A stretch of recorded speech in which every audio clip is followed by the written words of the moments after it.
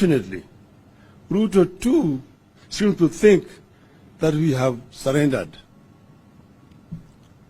Instead of healing the land, however, all we see is a leadership that is extremely keen to deepen and widen the bitter partisan divide that existed during the campaigns and even open new wounds. As the country faces monumental challenges, the leadership is consumed with exacting revenge and laying ground for stealing of elections in 2027.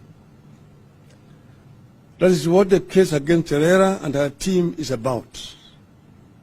The Musketeers, that is Chebukati, Molu, and Gulie, have sworn not to hand over to Mr. Herrera and her team.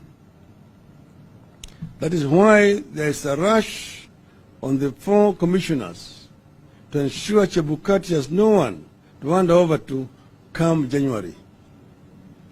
The Ruto administration supports this conspiracy because it wants to pick a set of user-friendly commissioners to complete the capture of IBC for the 2027 elections.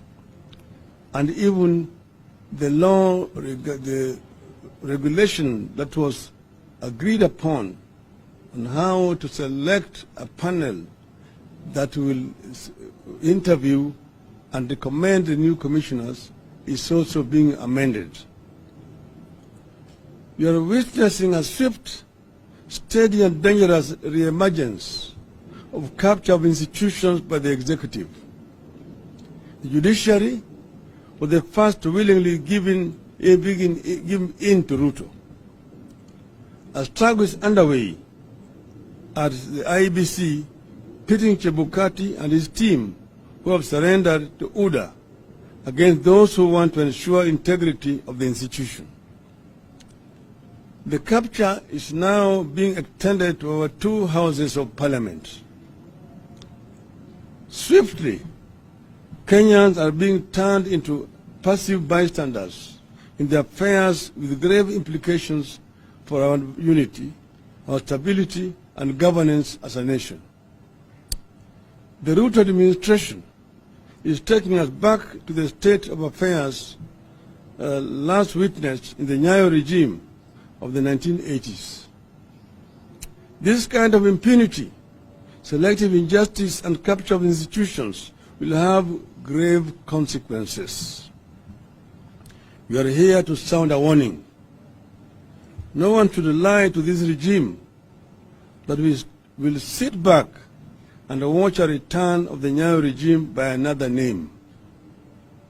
And I want to repeat, we want to warn this regime that we will not sit back and watch a return of the Nyayo regime by another name.